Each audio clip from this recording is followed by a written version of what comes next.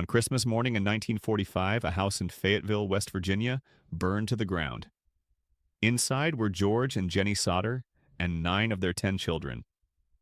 By sunrise, the home was gone. 4 children had escaped. Their parents had escaped. But 5 of the Sodder children had vanished. Not found dead, not found alive. Just gone. Their names were Maurice, Martha, Louie, Jenny, and Betty. The oldest was 14.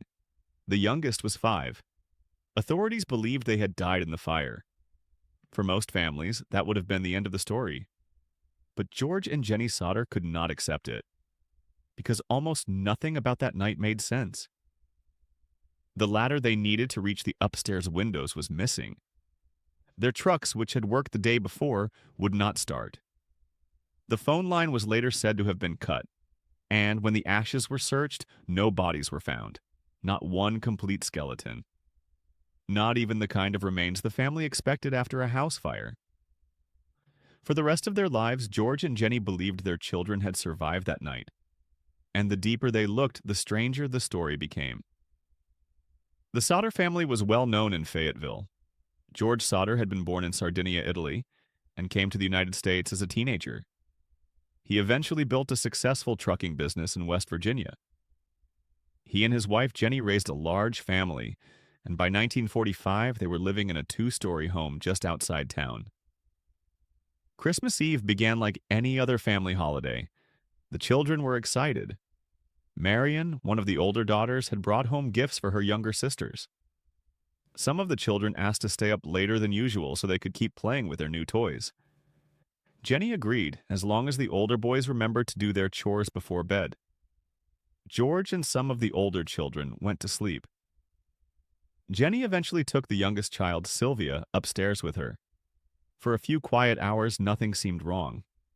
Then, sometime after midnight, the phone rang. Jenny answered it. On the other end was a woman asking for someone Jenny did not know. In the background, Jenny could hear laughter and what sounded like glasses clinking. She told the woman she had the wrong number and hung up. As Jenny walked back through the house, she noticed something odd. The lights were still on. The curtains were open. The front door was unlocked. She fixed what she could and went back to bed. Then she heard a loud bang on the roof, followed by a rolling sound. A short time later, smoke filled the room. The house was on fire. George and Jenny escaped with Sylvia. Marion got out. So did John and George Jr., 2 of the older boys, but the 5 younger children were believed to still be upstairs. George tried to go back in. Smoke and flames forced him out. He broke a window and cut his arm badly, but he still could not reach them. The staircase was already burning, and the upstairs rooms were blocked by smoke and fire. So George ran outside to get the ladder that was always kept against the house. But the ladder was gone. He had another idea. He owned coal trucks. If he could drive one close to the house, he might climb on top and reach the upstairs windows. But neither truck would start. They had worked the day before. Now, in the most desperate moment of his life, both were useless. The family tried to call the fire department, but their phone would not work. Marion ran to a neighbor's house. Others tried calling from nearby places. But because of the local phone system, help did not come quickly.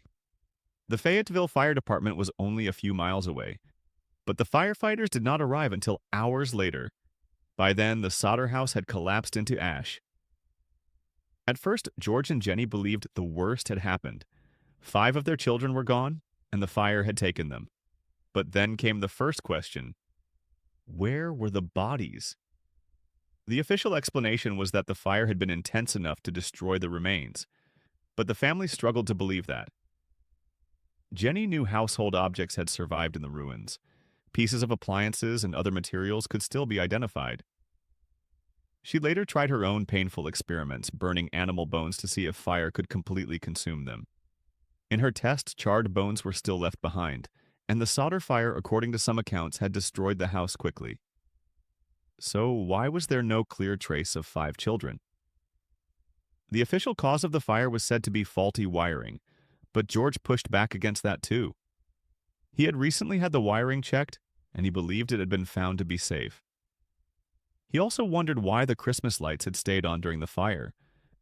If the fire had started from electrical trouble, he thought the power should have failed. Then the missing ladder turned up. It was found down an embankment away from the house.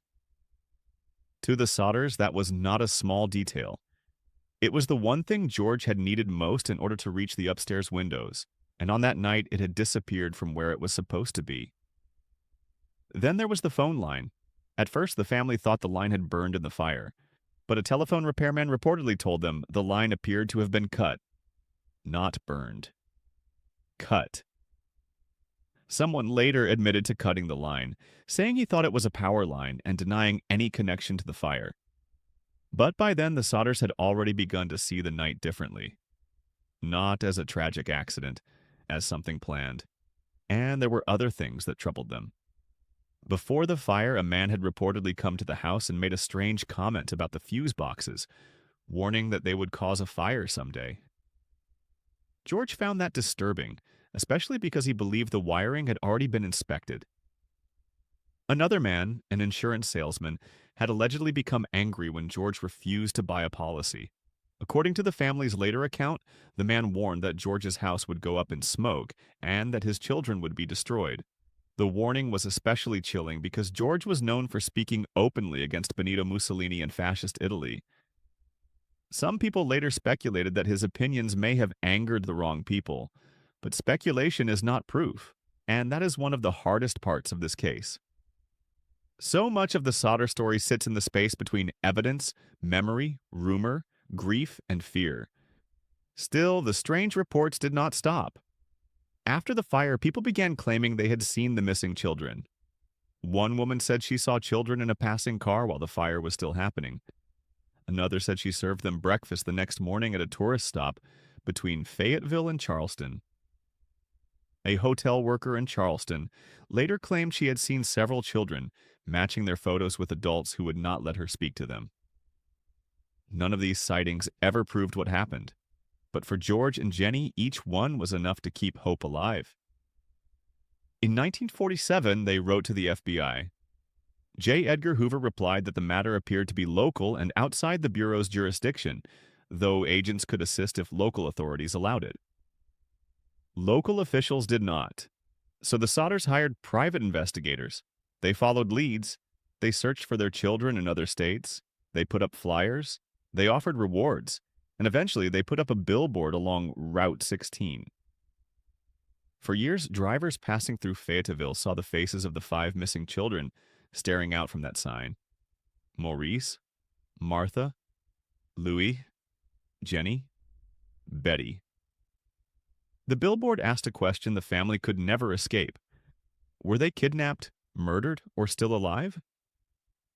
In 1949, the family arranged for another search of the fire site. This time, small bone fragments were found, several vertebrae. But the discovery did not solve the mystery. The bones were examined by experts associated with the Smithsonian Institution. The findings suggested the bones belonged to someone older than the missing children, or at least older than expected. They also showed no signs of having been exposed to fire. The report raised another strange possibility. The bones may have come from the dirt George had used to fill the basement when he turned the site into a memorial. Instead of ending the mystery, the discovery made it stranger. If the children died in the fire, why were these the only bones found? And if those bones were not from the children, where were the children? As the years passed, the Sodders continued searching. Then, in the late 1960s, Jenny received something that shook the family all over again. An envelope arrived in the mail. Inside was a photograph of a young man. On the back was a handwritten message that seemed to identify him as Louis Sodder. Louis had been 9 years old when he disappeared. The man in the photograph appeared to be in his 20s. To the Sodders, the resemblance was impossible to ignore. The dark hair, the eyes, the shape of the face, the familiar expression. They hired a private detective and sent him to investigate. According to the family, they never heard from him again. The photo did not prove that Louis was alive. It did not prove where he had been or who sent it. It might have been a cruel hoax. It might have been a mistaken identity. But to Jenny and George, it was one more reason not to let go. George died in 1969, still believing there was more to the story. Jenny lived until 1989. She wore black for the rest of her life, mourning the children she believed had been taken from her. The billboard came down after her death, but the mystery did not disappear with it. Today, the case remains one of America's strangest missing children stories. There are two broad possibilities. The first is the official one, that the 5 children died in the fire and the search failed to recover their remains because of the conditions, the delay, the destruction of the scene, and the way the site was handled afterward. That explanation is possible. Modern observers have pointed out that the fire may have burned longer than some early accounts suggested, and that the search was not conducted the way a modern forensic investigation would be. The family also covered the site with dirt soon after the fire, which may have made later answers harder to find. But the second possibility is the one that haunted the Sodders forever. That the fire was not the real crime, that it was a distraction, that someone set the house ablaze, cut the phone line, moved the ladder, disabled the trucks, and took the children before anyone could understand what was happening. There is no final proof of that, but there are enough unanswered questions to explain why George and Jenny never stopped looking. Why did the ladder end up away from the house? Why did the trucks fail at the exact moment they were needed? Why did the phone line appear to be cut? Why did the fire department arrive so late? Why were no clear remains found at first? And why, years later, did a photograph arrive that seemed to show one of the missing children grown into a man? The Sodder case is not just frightening because 5 children disappeared. It is frightening because every possible answer feels incomplete. If they died in the fire, the investigation left their family with too many doubts. If they survived, then something even darker happened in the middle of the night, while the rest of the town slept. And if the truth is somewhere in between, it may have vanished with the house itself, buried under ash, memory, and decades of unanswered questions. All that remains is the image that haunted Route 16 for nearly 40 years. 5 children, 5 names, and one question their parents carried to their graves. What really happened to the Sodder children? If you want more strange stories like this video and subscribe.